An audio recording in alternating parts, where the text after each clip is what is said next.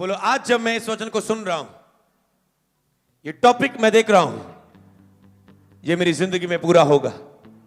बोलो चंगियाई और छुटकारा। बोलो चंगियाई और छुटकारा। चंगियाई और छुटकारा आज मेरे जीवन का हिस्सा होगा। आज मेरे जीवन का हिस्सा होगा। बोलो, प्रभु ने मुझे बीमार रहने के लिए नहीं, चंगा करने के लिए चुना है। बोलो, प्रभु ने मुझे दुष्ट आत्मा से जकड़े रहने के लिए नहीं, छुटकारा देने के लिए चुना है। बोलो, आज चंगियाई और छुटकारा मेरे जीवन का हिस्सा बनेगा। सब बोले आमेन, आमेन। जितने लोग पहली बार आए हैं और चर्च में, आपका स्वागत है। परमेश्वर के परिवार में, परमेश्वर की हजूरी में, परमेश्वर की शांति में, परमेश्वर के आनंद में और परमेश्वर की महासामर्थ को देखने के लिए आपका स्वागत है सबका और चर्च में। हालेलुया। तो आज आपकी लाइफ में जिस टॉपिक में बात कर रहा हूं, सब ध्यान हटा लो सब बातों की ओर और एक ही चीज की ओर ध्यान करो। अगर आप में से कोई बीमार है और वो चंगा होना चाहता है तो आज का वचन ध्यान से सुने। चंगियाई और छुटकारे को हम अपनी लाइफ में कैसे प्राप्त करें? चंगियाई और छुटकारे को अपनी लाइफ में कैसे प्राप्त करें, आप सुनेंगे और फिर प्रेयर करेंगे और प्रभु आपको छुटकारा देगा और चंगा करेगा यीशु नाम। अगर आप किसी भी बीमारी के नीचे हो, आपको शारीरिक बीमारी है, मानसिक बीमारी है, किसी भी तरह की बीमारी अगर आपके जीवन में है, तो आपको ध्यान देना है कि वचन उस बीमारी के लिए क्या कहता है। परमेश्वर का वचन उस बीमारी के लिए क्या कह रहा है। आपकी सोच क्या कहती है ये नहीं, लोग आपको उस बीमारी के बारे में क्या बोल रहे हैं ये नहीं, डॉक्टर उस बीमारी के बारे में क्या बोल रहे हैं ये नहीं। परमेश्वर का वचन जब दुष्ट आत्मा आपके मन में क्या कह रही है उस बीमारी के विषय में, ये नहीं कि तू मर जाएगा इसी बीमारी के नीचे। ध्यान दो आज कि परमेश्वर का वचन आपकी बीमारी की चंगियाई के लिए क्या कहता है। हालेलुया। कहता है मैं तेरा चंगा करने वाला परमेश्वर हूं। कहता है जिस तरह तुम आत्मा में उन्नति कर रहे हो, मैं चाहता हूं तुम हर बात में उन्नति करो। तुम शरीर की चंगाई प्राप्त करो, तुम आर्थिक रूप में ऊंचे हो जाओ, तुम आत्मिक रूप में बढ़ो। कहता जिस तरह तुम आत्मा में उन्नति कर रहे हो, मैं चाहता तुम हर हिस्से में उन्नति करो। चंगियाई तुम्हारे जीवन में हो, छुटकारा तुम्हारे जीवन का हिस्सा हो। और इसलिए कुछ बीमारियां आपके जीवन में शैतान की ओर से होती हैं, जिसमें आपका कोई कसूर नहीं और बीमारी आपके जीवन में एंटर हुई। जिस तरह सिस्टर गवाही दे रही थी कि एक बवासीर की बीमारी मेरे जीवन में आई और मैं तड़प रही थी सालों साल। मैरिज से पहले बचपन से ही ये बवासीर की बीमारी मेरे जीवन में थी। मैं तड़प रही थी। मैं हॉस्पिटल में जॉब करती थी और किसी ने मुझे बताया और मैं खुद डॉक्टरी लाइन में, और मैं जब चर्च में आई, पहली प्रेयर के बाद जब मैंने घर जाके देखा, वो लहू बहना, वो बवासीर का रोग खत्म हो चुका था। क्यों? क्योंकि कुछ बीमारियां बाइबल में क्या, बिना प्रार्थना, बिना उपवास से, बिना परमेश्वर की पावर से आपके जीवन में कभी नहीं जाएंगी। कुछ बीमारियां आपको मेडिकल लाइन से होती। मान लो आपने सर्दी होगी, आपने अपनी सेहत का ख्याल नहीं रखा, आपको ठंड लग गई, आपको जुकाम हो गया, या आपने कुछ खट्टा खा लिया, आपने कुछ भी ऐसी तली वाली चीज खा ली और आपका गला खराब हो गया, सिर दर्द होने लगा, बुखार हो गया। कुछ चीजें ऐसी हैं जब आपने अपनी सेहत का ख्याल नहीं रखा, आपने नशा लिया, अब आपकी किडनियां खराब होगी, आपने बीड़ी नहीं छोड़ा, आपको कैंसर हो गया। कुछ बीमारियां इस रीति से आपकी लाइफ में पैदा होती हैं। पर कुछ बीमारियां दुष्ट आत्मा की ओर से, शैतान की ओर से, जो कभी भी आपकी लाइफ को पकड़ती है और आपकी लाइफ में आ जाती है। चाहे आप कहते हैं मैं बहुत अच्छा हूं, मैंने कभी किसी का बुरा नहीं किया, मेरे साथ ही ऐसा क्यों हो रहा है? क्योंकि दुष्ट आत्मा ये अच्छा बुरा नहीं देखती। उसका काम है ये शरीर में उसके मांस और हड्डी नहीं है, उसका काम है शरीर में आना। और शैतान की इच्छा आपके जीवन में, जो उनका हेड है, प्रधान है, जो अंधकार का हाकिम है, जो संसार का ईश्वर है, जो दुनिया का संसार का ईश्वर है, जो अपने कब्जा संसार पर किए हुए हैं, और उसकी इच्छा होती है, उसने अलग अलग आत्माएं हैं जो उसके साथ मेल खाती हैं। जब पहले स्वर्गदूत ने, जो सब स्वर्गदूतों के ऊपर प्रधान था स्वर्ग में, जब उसने घमंड किया कि मैं परमेश्वर से भी ऊंचा हो जाऊं, एक तो ताकत है मेरे ऊपर, मैं सबके ऊपर फोरमैन हूं, एक ही तो ताकत है, बॉस की ताकत। अगर बॉस की ताकत से मैं लड़ूं तो मैं बॉस बन जाऊंगा। उसने मन में सोचा ही था, घमंड ही किया था। तो तब उसे गिरा दिया गया था। और जितने उसके साथ आत्माएं स्वर्गदूत सहमत थे, हाँ ठीक है अपा तो विद्रोह कर, अपन हालत रे, तो लड़ाई कर, अपन हालत रे, और वो सब गिरा दी गए। और उनके अंदर वो पवित्रता ही नहीं रही। जिस तरह आदम को परमेश्वर ने जब बनाया था, उसे पवित्र बनाया था, उसे परफेक्ट बनाया था। जब उसने पाप किया और वो उसके अंदर पाप के अंश उसके अंदर आए, क्या वो डरने लगे, वो पत्तों से अपने आप को छिपाने लगे, उन्हें लगा हम नंगे हैं। पहले कोई पाप उनके जीवन में ना था ही तक ना, पर जब उन्होंने प्रभु की आज्ञा को तोड़ा और उनके अंदर शरीर ने और पाप ने जन्म लिया, शैतान ने, दुष्ट आत्माओं ने जन्म लिया, जिन्होंने उन्हें भरमाना शुरू किया फिर, और परमेश्वर को छुड़ा के सृष्टि के पीछे लगा दिया कि सृष्टि को पूजो, ये सृष्टि परमेश्वर है, सृष्टिकर्ता को छुड़ा दिया। और इसी तरह जो आत्मा है उसके साथ गिराई गई है। बाइबल में क्या, हमारा युद्ध किसी बाबे के साथ नहीं, किसी पड़ोसी के साथ नहीं, रिश्तेदार के साथ नहीं, किसी संस्था के साथ नहीं, हमारा युद्ध उस अंधकार की शक्तियों से, उस अंधकार की शक्तियों के हाकिम से, उस शैतान से है। हमारा युद्ध उस शैतान से है जिसने वश में किया हुआ लोगों को, कई लोगों को। तो हमारा युद्ध किससे, उस शैतान से। आपका युद्ध आपके पति से नहीं, आपका युद्ध उस आत्मा से जो आपके पति के बीच में होके आपका विद्रोह कर रही है, आपका लड़ाई झगड़ा कर रही है, नशा करवा रही है। आपकी लड़ाई आपके बॉस के साथ नहीं है, जो आपकी प्रमोशन नहीं कर रहा है, आपकी बदली नहीं कर रहा है, जो आपकी सैलरी नहीं बढ़ा रहा है। आपकी लड़ाई उस शैतान के साथ है जिसने आपकी आशीष को बांधा हुआ है। जिस तरह दानियल ने प्रार्थना की, उसकी प्रार्थना के उत्तर आने में लेट हुआ, देरी हुई, क्योंकि शैतान के दूत ने रास्ते में उसकी प्रार्थना को रोक लिया, उत्तर आने से उस दूत को रोक लिया। इसने प्रार्थना नहीं छोड़ी तो प्रधान दूत आया, उसने फाइट की उस शैतान से और उसकी प्रार्थना का उत्तर पहुंचा। हालेलुया। आज का वचन के द्वारा आप फाइट करेंगे, आपकी प्रार्थना का उत्तर आएगा यीशु के नाम में। आपको लड़ना होगा अपनी चंगाई के लिए शैतान के साथ, आपको लड़ना होगा अपने छुटकारे के लिए शैतान के साथ। इस तरह यीशु मसीह ने पूरी मनुष्य जाति को बचाने के लिए शैतान से लड़ा, शैतान से लड़ा। शैतान चाहता था कि यीशु क्रूस से उतरे, यीशु के मुंह से पाप की बात निकले, यीशु के अंदर यीशु सब स्वार्थ को देख के झुक जाए, यीशु पिता को परखे, यीशु पत्थर को कहे रोटियां बन जाए, उपवास से बाहर आए। शैतान ने बहुत कोशिश की, पर यीशु मसीह ने पिता की मर्जी को पूरा किया। शैतान से फाइट की, शैतान का सामना किया और शैतान उसके सामने से भाग गया और स्वर्गदूत आके उसकी सेवा करने लगे। यस, मैंने कहा स्वर्गदूत आके उसकी सेवा करने लगे। अय्यूब की लाइफ में शैतान एक बार आया, दो बार आया, तीन बार आया। जब वो अड़ा और खड़ा रहा तो शैतान को उसकी लाइफ में जाना पड़ा और दुगना उसकी लाइफ में आना पड़ा। आपको लड़ना होगा अय्यूब की तरह शैतान से, आपको लड़ना होगा प्रभु यीशु की तरह शैतान से, आपको लड़ना होगा पौलुस की तरह, कहता मैं रोज अपने आप के लिए मरता हूं और रोज लड़ता हूं अंधकार की शक्तियों से।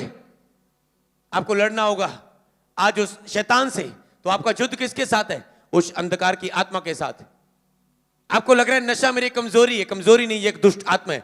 आपको लगता है गुस्सा आना मेरी कमजोरी है, ये कमजोरी नहीं, एक दुष्ट आत्मा है।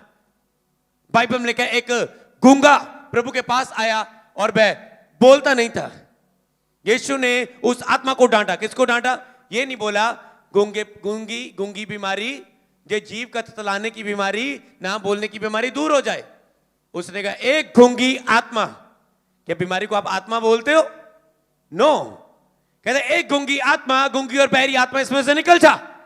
और आत्मा निकल गई और गूंगा बोलने लगा। इस तरह जब आत्मा आपकी लाइफ से निकल जाएगी, आपका बिजनेस चलने लगेगा, आप आत्मिक जीवन में बढ़ने लगोगे, आप पवित्रताई में चलने लगोगे, आपकी हस्बैंड वाइफ की आपस में बननी लगेगी और जो कुछ भी आपके साथ जुड़ा है, बेबी आपका तैयार हो जाएगा आने के लिए इस दुनिया में। मैंने कहा जब शैतान निकल जाएगा बीच में से तो आपकी आशीष बोलने लगेगी, आपका चमत्कार बोलने लगेगा, कुछ भी क्यों ना हो। आपका वीजा बोलने लगेगा कि स्टैंप लग चुकी है। हालेलुया। बार बार शैतान अगर किसी के रास्ते बंद है, किसी को रोकता है बार बार, अजी मेरे अंदर बहुत सारा टैलेंट है, मैं पढ़ा लिखा हूं पर जॉब नहीं है, क्यों? उसके पीछे एक शैतान है। मेरे अंदर बहुत गुण है, मैं बहुत बुद्धिमान हूं, बहुत काम करता हूं, बिजनेस बहुत प्लानिंग है, बहुत जुक्ति है, बहुत जुगाड़ लगाता हूं, पर फिर भी मेरा बिजनेस चलता नहीं। क्यों? उसके पीछे शैतान है, जिसको आज हम निकालेंगे धक्के मार मार के। उस ढीठ को आज हम निकालेंगे। दाऊद ने कहा, हे खुदावन, मुझे डिठाई के पापों से बचा के रख, वह मुझ पर प्रभुता ना करने पाए। डिठाई के पाप, ढीठ होते ना, ढीठ आत्मा, डिठाई के पाप अब चाहकर भी छोड़ नहीं पा रहे हो। डिठाई का पाप कहता है मुझसे दूर रख, ये मुझ पे प्रभुता ना करने पाए। डिठाई का पाप कौन सा है? जो आप रात को आराम से सोए और शैतान आया और आपके अंदर गंदा सपना डाला, कि आप देख रहे हैं सपने में आप गलत लड़कियों को देख रहे हैं, सपने में आप अशुद्ध काम कर रहे हो, और सुबह जब आप उठे आप अपने आप को रोक ना पाए व्यभिचार करने से, गंदा देखने से, आप प्रेयर ना कर पाए, आपका प्रेयर करने को मन नहीं कर रहा। बाइबल, ये कौन सा पाप है? डिठाई का पाप। और आज आप अगर लड़ोगे मेरे साथ एक होके फायर प्रेयर में, तो वो प्रभुता ना करने पाएंगे, आपके चरणों में होंगे। बोलो, हर वो आत्मा जो सिर उठा के मेरे सामने खड़ी हुई आज, हर वो बीमारी जो सिर उठा के मेरे सामने खड़ी हुई है, बोलो आज उसके वचन से, यीशु के नाम से मैं उसे मसीह का गुलाम बना दूंगा। बोलो, टेक घुटने यीशु के नाम में आज। बोलो, आज तेरा आखिरी दिन है। बीमारी, दुष्ट आत्मा, आज तेरा आखिरी दिन है। पाप, आज तेरा आखिरी दिन है। गरीबी, आज तेरा आखिरी दिन है। यीशु के नाम में बोले आमीन, हालेलुया। तो आज आपको इस युद्ध में मेरे साथ एक होना है। बाइबल में लिखा, यदि पृथ्वी में दो जन एक मन होके किसी विषय के लिए प्रार्थना करे, तो वह प्रार्थना क्या की जाएगी? सुनी जाएगी। उसने कहा, दो जन, यदि दो या तीन पृथ्वी में एक मन होके करे प्रार्थना। पर अगर आज पूरी चर्च, परमेश्वर की दास और हम दोनों आज आपके लिए प्रेयर करेंगे, परमेश्वर के दास और दासी के साथ एक मन होकर प्रेयर करेंगे, तो क्या कुछ ना होगा आपकी जिंदगी में। आप बिलीव करो, इमेजिन करो, कल्पना करके देखो क्या कुछ ना होगा आपकी लाइफ में। आज आपको एक मन होना होगा। आज एक मन होना है आपको।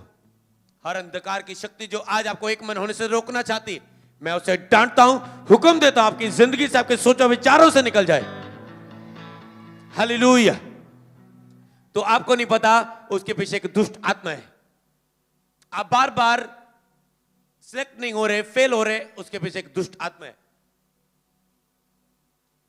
आज आपको केवल फाइट करनी है और कंफ्यूज होके नहीं करनी है कि ये परमेश्वर की ओर से, ये परमेश्वर की ओर से शायद डिले है, ये परमेश्वर की मर्जी है। नो नो नो, आज फाइट करनी, आज फाइट करनी है। हर चीज को अपनी लाइफ से निकालना है। तो अगर तो आपके विश्वास के से प्रेयर, अगर वो शैतान की ओर से, तो, और अगर आप आत्मा में प्रभु के साथ एक है, अगर वो शैतान की ओर से, तो उसे जाना ही पड़ेगा आपकी लाइफ से। तो आपको पता चल जाएगा, अगर नहीं गई, पहले अपनी ओर देखो, क्या मैं उस फाइट के योग्य चाल चल रहा हूं या नहीं। आप कह रहे अगर नहीं गई, शायद परमेश्वर की यही मर्जी है कि वो ना जाए प्रॉब्लम मेरी लाइफ से। नहीं गई मतलब ये नहीं कि परमेश्वर की इच्छा नहीं है। चेले दुष्ट आत्मा को निकाल नहीं पाए, इसका मतलब ये नहीं कि परमेश्वर की इच्छा नहीं थी कि वो दुष्ट आत्मा निकले। यीशु पास आया और उस दुष्ट आत्मा को कहा, इसमें से निकल जाओ। ए अल्पविश्वासी लोग को, कब तक मैं तुम्हारे साथ रहूंगा? कब तक मैं तुम्हारे अविश्वास को सहूंगा? कब तक मैं तुम्हारे शक को सहूंगा? कब तक मैं तुम्हारे डर और भय को सहूंगा? कहता मुझ पर विश्वास करो और मेरी महिमा को देखो बस। हालेलुया। हर वो अंधकार की शक्ति जो आपके फेथ में बढ़ने से आपको रोक रही है, आज मैं कमांड करता हूं, यीशु के नाम में आपके जीवनों को छोड़े और जाए। आज मैं प्रार्थना करता हूं, हर लंगड़ी, बहरी आत्मा, गूंगी आत्मा, बीमारी की आत्मा आपको छोड़ के जाए यीशु के नाम में। मैं कमांड करता हूं, ए शैतान मेरी आवाज को सुन। ए दुष्ट आत्माओं, नशे की, पाप की आत्माओं, बीमारी की आत्मा, लंगड़ेपन की आत्मा, बहरेपन की आत्मा, गूंगेपन की आत्मा, मानसिक रोग की आत्मा, मन बुद्धि करने वाली आत्मा, डिप्रेशन और पागल करने वाली आत्मा, शरीर के अंगों को टेढ़ा करने वाली आत्मा, मेरी आवाज को सुन ले। और यीशु के नाम में मैं तुझ पर बोलता हूं, आज तेरा आखिरी दिन है इनकी जिंदगियों में। इस वचन से निकलने के लिए तैयार हो जा। मैं दुष्ट आत्मा को बोलता हूं, जब ये वचन आपके कानों में पड़े, आप बिलीव करें इस वचन पर, दुष्ट आत्मा तुरंत आपको छोड़ के निकल जाए यीशु नाम में। केवल आपको बिलीव करना है। शैतान लोगों के, सुनो मेरी बात को, शैतान लोगों के फेथ को डाउन करने की कोशिश करता है कि वो अपना मिरेकल ले ना पाए। तो इसलिए मैं आपको बताना चाहता हूं, आपकी प्रॉब्लम का कारण डेविल है, शैतान है, दुष्ट आत्मा है, और वो तब तक आपकी लाइफ से नहीं जाती जब तक आप सीरियस होके उसको अपनी लाइफ से निकलने का हुक्म नहीं देते। हालेलुया।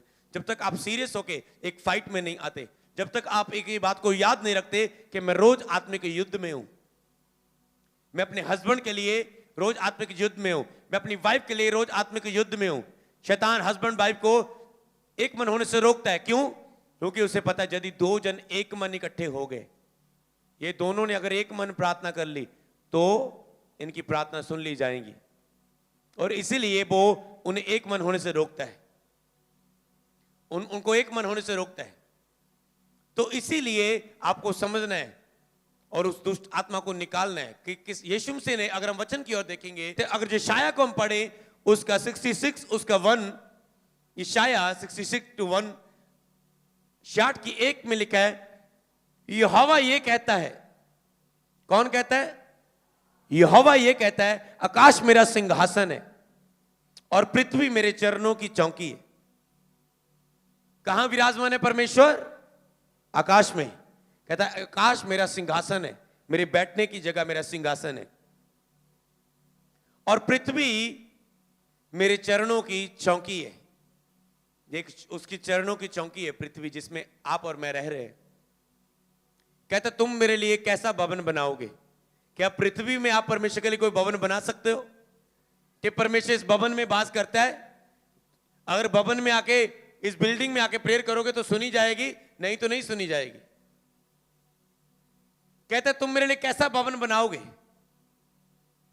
कहता मैं हाथों के बनाए हुए मकानों में नहीं, मैं दीन और खेदित मन वाले, टूटे मन वाले, नम्र और दीन व्यक्ति के अंदर रहता हूं।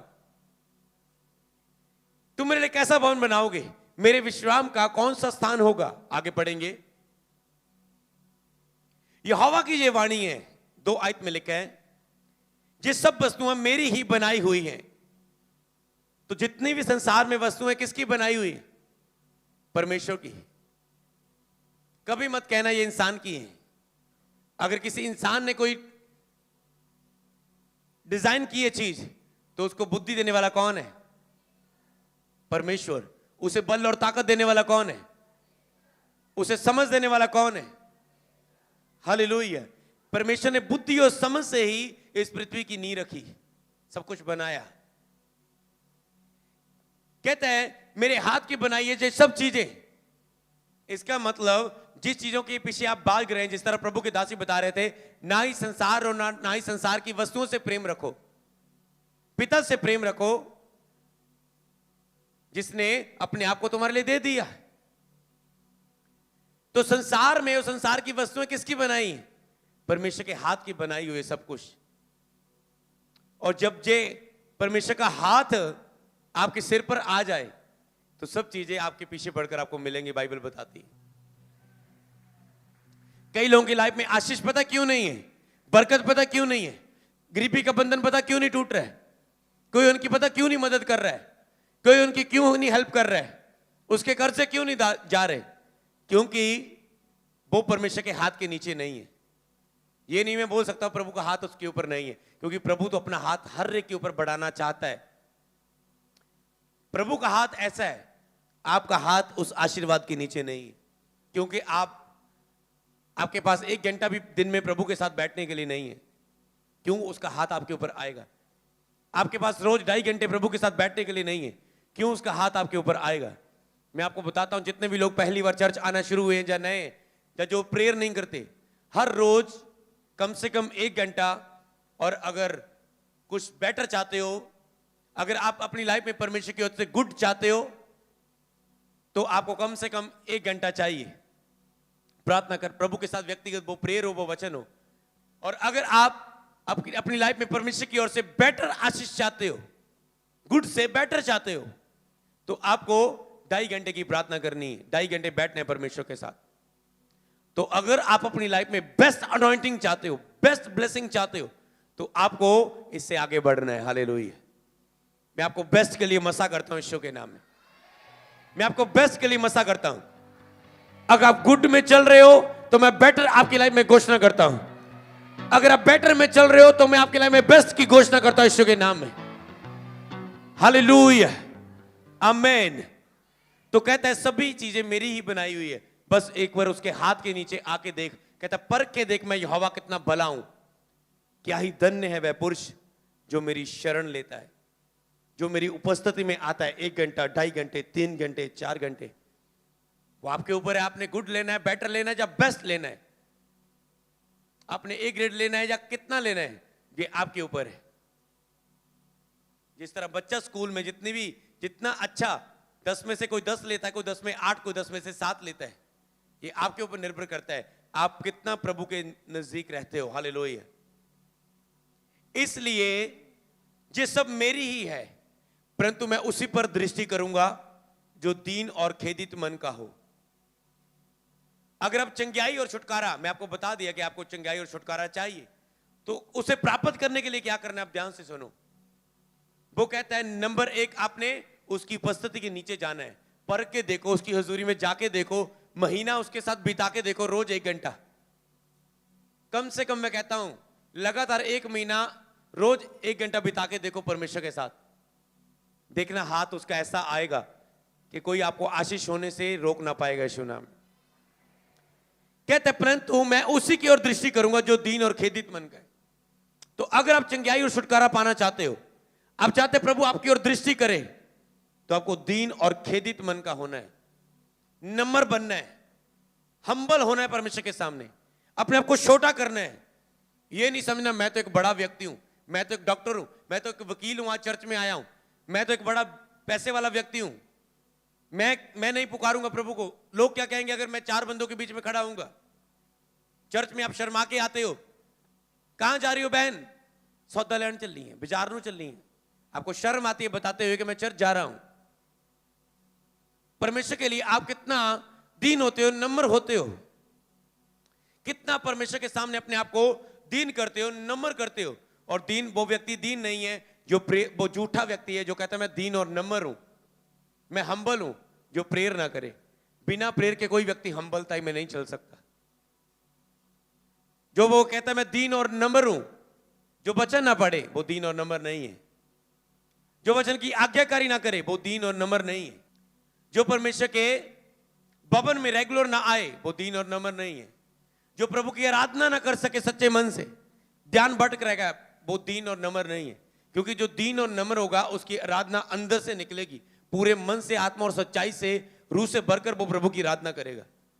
क्योंकि आराधना में ही हम दीन और नम्र करते प्रभु के सामने। कहता है मैं उसी की ओर दृष्टि करूंगा और जो मेरा वचन सुनकर थरथराता हो। आप दीन और नम्र होने चाहिए और जो वचन आप सुन रहे इसको सुन के थरथराते होने चाहिए। थरथराना मतलब क्या है, वचन सुन के डरना, थरथराना। कई लोग वचन को हल्के में लेते हैं, कोई परवाह नहीं उन्हें, उनकी लाइफ में प्रेयर नहीं हो रही, कोई परवाह नहीं उनको, कोई चिंता नहीं। हम अगर एक दिन भी प्रेयर मिस कर दें, हमारा जीना मुश्किल हो जाता है, दिन निकलना मुश्किल हो जाता है। एक दिन भी, और आप महीनों निकाल देंगे और आपको कोई परवाह नहीं है। क्योंकि जिन्होंने आत्मा पाया है वो एक दिन भी आत्मा की खुराक दिए बिना, आत्मा की डोज लिए बिना, जिस तरह आपको एक नींद की गोली खाए बिना नींद नहीं आती ना, जिनको नींद नहीं आती गोली के ऊपर ही नींद आती है, इसी तरह आत्मिक जीवन है। जब तक आप प्रेयर और वचन नहीं आत्मा को देंगे, आत्मा की खुराक नहीं देंगे आत्मिक क्रियाओं के द्वारा, तब तक आपको आत्मिक चैन नहीं आएगा, आत्मिक आनंद नहीं आएगा, आत्मिक भरपूरी और आत्मिक विश्वास नहीं आता। हालेलुया। सुनो मेरी बात को, तो आपको जो मेरा वचन सुन के थरथराता हो, आप प्रेयर के बारे में सुनते कोई डर नहीं। कहता उन्हीं पर अपनी जल जला उंडेल जो जाती है तो उससे प्रार्थना नहीं करती। तो इसीलिए आपको कोई चिंता नहीं है, कोई उपस्थिति में जाने की चिंता नहीं है। डीले हो चुके और प्रभु ने कहा ना ही तो तुम घोड़े बनो, ना ही तो तुम खच्चर बनो, ना ही तुम गधे बनो, ना ही तुम खच्चर बनो, तुम क्या बनो, मेरी भेड़ बनो। घोड़ा क्या करता है, वो ज्यादा ही आपको देखते हो उसे पकड़ में, उसे इनको दोनों को पकड़ के रखना पड़ता है, कंट्रोल करना पड़ता है इन्हें, खच्चर को और घोड़े को, इन्हें कंट्रोल करना पड़ता है। घोड़ा ज्यादा ही तेज हो जाता है कई वक्त आप ज्यादा ही ओवर स्पिरिचुअल हो जाते हो, आप ज्यादा ही आपको लगता है मैं बहुत आत्मिक हूं, आप ज्यादा ही अपने आप को बुद्धिमान इंटेलिजेंट, ज्यादा ही अपने आप को कुछ समझने कर शुरू कर देते हो और आप दीन और नम्र नहीं होते, दीन और नम्र नहीं होते।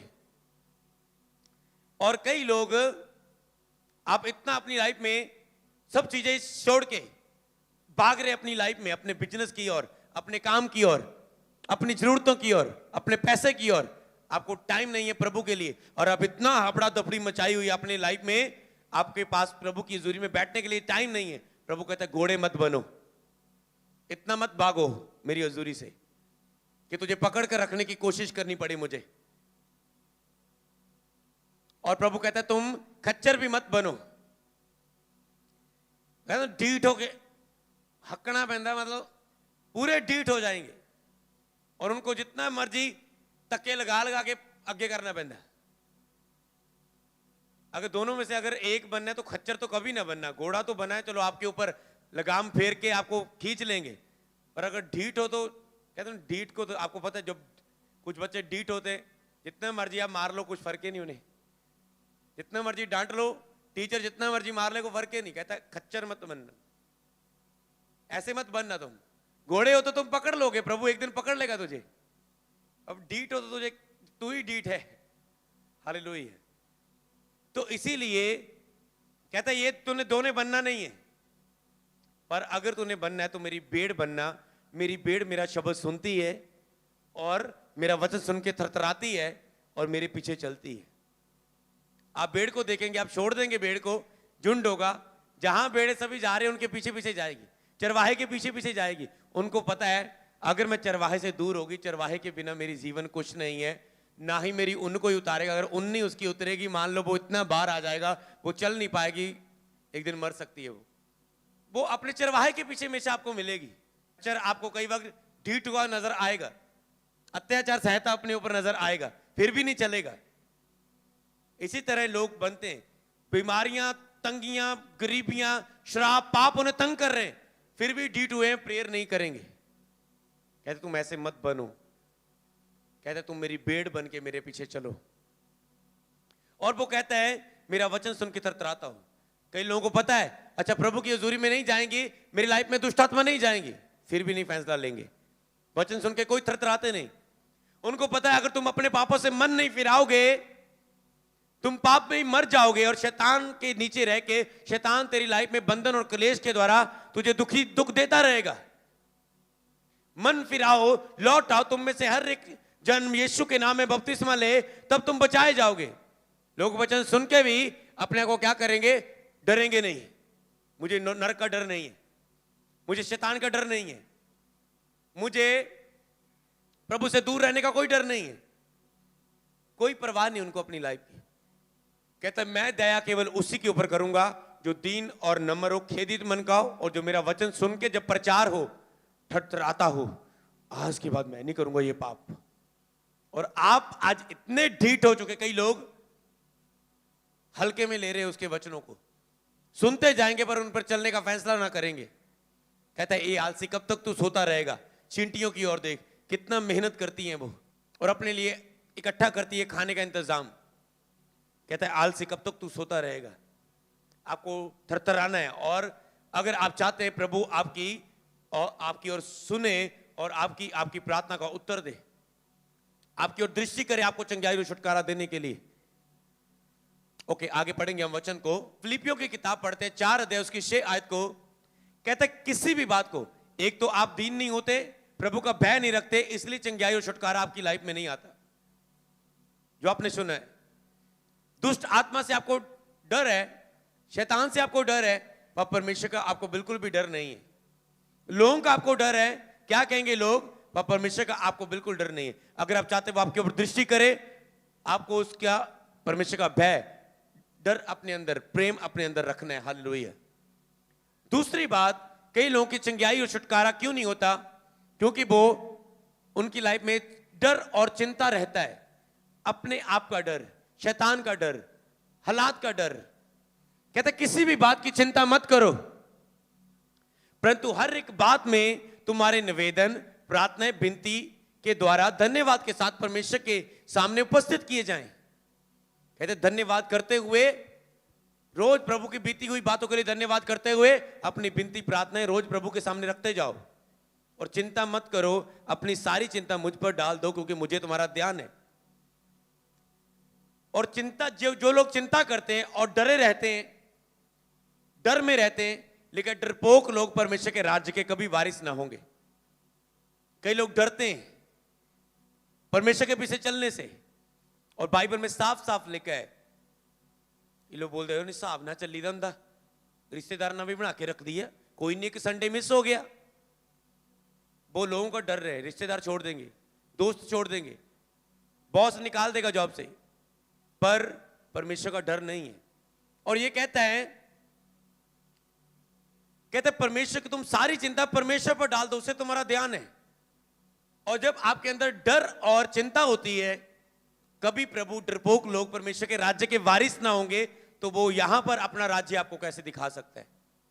कहता प्रभु का राज्य तुम्हारे बीच में, आज प्रभु का राज्य हमारे बीच में, चंगाई और छुटकारों के द्वारा, उद्धार के द्वारा, हर एक घुटना टिकने के द्वारा, हर एक जुबान यीशु ही प्रभु बोलने के द्वारा उसका राज्य हमारे बीच में आ रहा है। तो कहता है डरपोक लोग प्रभु के राज्य में प्रवेश ना करने पाएंगे। कई लोग चिंता और डर के नीचे जी रहे हैं, तो इसका मतलब आप बिल्कुल अविश्वास में चल रहे हैं, आपके अंदर बिल्कुल भी फेथ नहीं है, और इसके कारण आपकी चंगाई और छुटकारा रुका रहता है। जब आप भय के नीचे, डर के नीचे जीते हैं।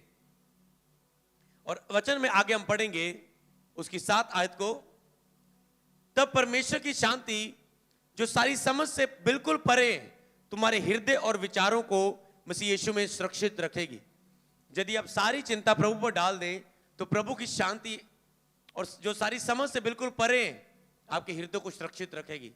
जब आप शांति से, आनंद से बाहर आ जाते हैं, आप पाप की ओर जाने वाले, याद रखना। अगर आनंद और शांति आपकी लाइफ में नहीं है, तो आपके डिसीजन रॉन्ग होने वाले। आप पाप का डिसीजन लेने वाले हो, आप नशे का डिसीजन लेने वाले हो, आप गुस्से का डिसीजन लेने वाले हो, आप लड़ाई झगड़े का गलत स्टेप, आप सुसाइड का, या आप डिवोर्स करने का डिसीजन लेने वाले हो, शांति ना होने के कारण। कहते जब तुम सारी चिंता परमेश्वर पर डाल दोगे, तो उसकी शांति तुम्हारे हृदय में राज्य करेगी, और शांत मन तन का जीवन है जो आपको चंगाई देता है। आगे बढ़ेंगे हम। नीति वचन 3 की 5 और 6 में लिखा है, तू अपनी समझ का सहारा ना लेना, बल्कि संपूर्ण मन से यहोवा पर भरोसा रखना, उसी को स्मरण करके सब काम करना, तब वह तेरे लिए सीधा मार्ग निकालेगा। कई लोग डर के नीचे है, मेरा क्या बनेगा, मेरा क्या बनेगा, क्या होगा, क्या होगा, क्या होगा, बीमारी के कारण, दुष्ट आत्मा के कारण, और डर और भय के नीचे जी रहे, और कहता तू अपनी समझ और का मत सहारा लेना, संपूर्ण पूरे मन से परमेश्वर पर भरोसा रखना। बोलो मेरा यहोवा पर भरोसा है कि वो मुझे चंगा करेगा ही करेगा। उसी को स्मरण करके सब काम करना, तब तेरे लिए सीधा मार्ग निकालेगा।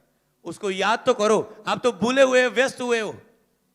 अगर आपको डिलीवरेंस चाहिए, तो आपको कई लोगों को कितनी बार बताया गया, अगर आपको दुष्ट आत्मा से, जब पाप से आपको डिलीवरेंस चाहिए, आपको अपने काम, अपनी कुछ चीजों से आपको फोकस हटाकर कुछ महीने लगातार प्रभु की उपस्थिति में बढ़ना होगा। आपको अलग टाइम में जाके, या लगातार चर्च जाने का फैसला लेके, लगातार प्रेयर और बाइबल में जाने का, संगति में जाने का, प्रेयर पार्टनर के साथ प्रेयर करने का, अकेले में प्रार्थना करने का, आपको आत्मिक माहौल में एंटर होने का लगातार फैसला करना होगा, उपवास प्रार्थना में जाने का। पर वो फैसला नहीं करेंगे। कहता उसी को स्मरण करके, मतलब प्रार्थना को पहला स्थान देके सब काम करना, तब तेरे लिए सीधा मार्ग निकालेगा। सारी चिंता उस पर डाल दो, और प्रार्थना में उसकी सहायता लेकर सहायता मांगो, और वह आपके लिए ऐसा मार्ग निकालेगा जो आपको दिख नहीं रहा। हालेलुया। वो अनदेखा मार्ग आपके लिए निकालेगा। इसलिए चिंता आपके फेथ के बिल्कुल उलट है। और अगली बात, कई लोगों का अपने पापों की माफी ना मांगना उनकी लाइफ में चंगाई और छुटकारा नहीं होने देता। उनको पता है हम एक पाप में चल रहे हैं, और वो बिना पश्चाताप किए प्रभु से मांगना शुरू कर देते हैं, प्रार्थना में आगे बढ़ना शुरू कर देते हैं। ऐसा लगता है वो ढीठ और घमंडी है। कहता है जब तक, दाऊद कहता है मैंने अपना पाप छुपा के रखा, मेरे ऊपर दंड रहा, जब मैंने उसे खुल के प्रभु के साथ बात की, तो उसने मेरे पाप को दूर किया। पाप को ना मानना आपकी बीमारी और छुटकारे को रोक के रखता है।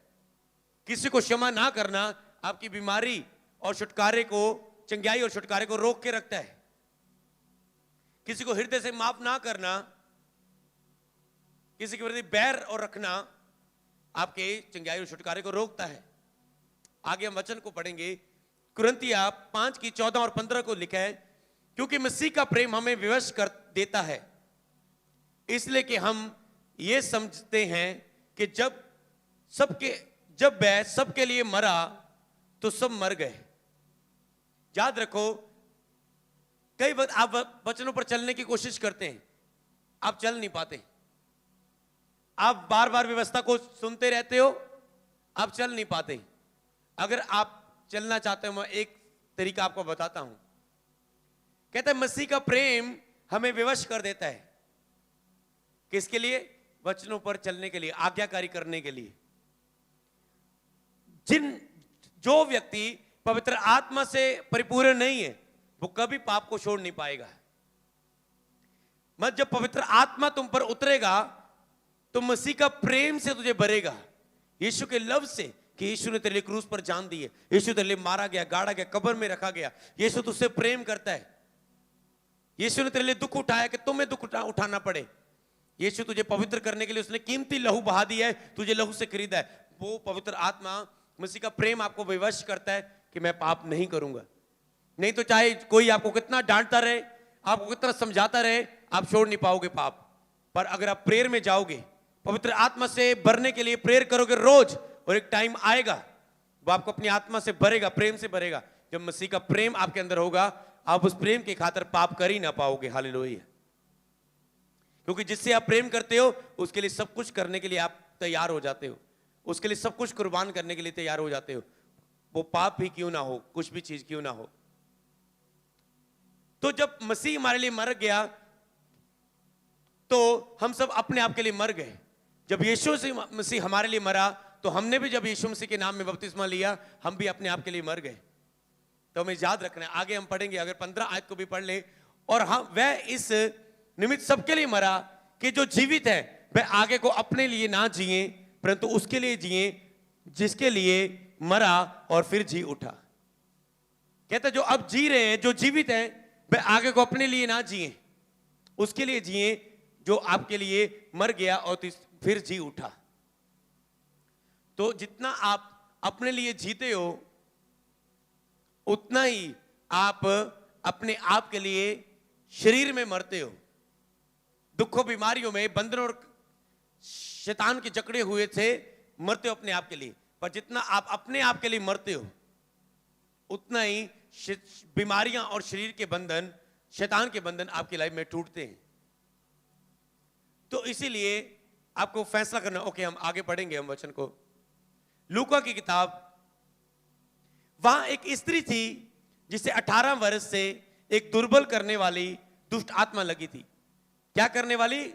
एक स्त्री थी जहां पर उसे, वो कुबड़ी हो चुकी थी, 18 साल से उसे कमजोर करने वाली दुष्ट आत्मा लगी हुई थी, जो उसे कमजोर करती थी। उसने बहुत सारी कोशिशें की होगी, मेडिसिन ले होगे, वैद्यों को दिखाया होगा, वो नहीं अच्छी हुई। क्यों? क्योंकि उसके पीछे एक दुष्ट आत्मा थी जिसने उसे कमजोर कर दिया था, निर्बल कर दिया था, और वह कुबड़ी हो गई थी और किसी रीति से सीधी ना हो सकी थी। आगे पढ़ेंगे हम 12 आयत में लेकर। यीशु ने उसे देखकर बुलाया और कहा, हे नारी, तो अपनी दुर्बलता से छूट गई। तब उसने उस पर हाथ रखे और वह तुरंत सीधी हो गई और परमेश्वर की बड़ाई करने लगी। हालेलुया। पहले यीशु ने क्या बोला? वचन बोला, तू अपनी दुर्बलता से छूट गई, मतलब तू चंगी हो गई है। चेक कर, अपने आप को मान लो। और फिर बोला है, तब उसने उस पर हाथ रखे और वह तुरंत सीधी हो गई और परमेश्वर की गवाही देने के लिए बड़ाई करने लगी, प्रभु की गवाही देने लगी कि उसने मुझे चंगा किया, उसने मुझे, यीशु ने मुझे चंगा किया। हालेलुया। तो इसीलिए आपकी प्रॉब्लम के पीछे उस डेविल और दुष्ट आत्मा है, जिसको आप जब तक गुस्से से, वचन से नहीं निकालोगे, तब तक वो आपकी लाइफ से नहीं जाती। हालेलुया।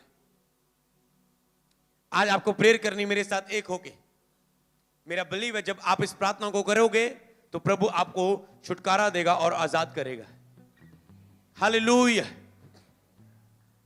अपने हाथों को उठाओ, अपने घुटनों पे आओ, बोलो मैं तैयार हूं अपने चंगाई और छुटकारे के लिए। फाइट करने के लिए उस अंधकार की शक्तियों से।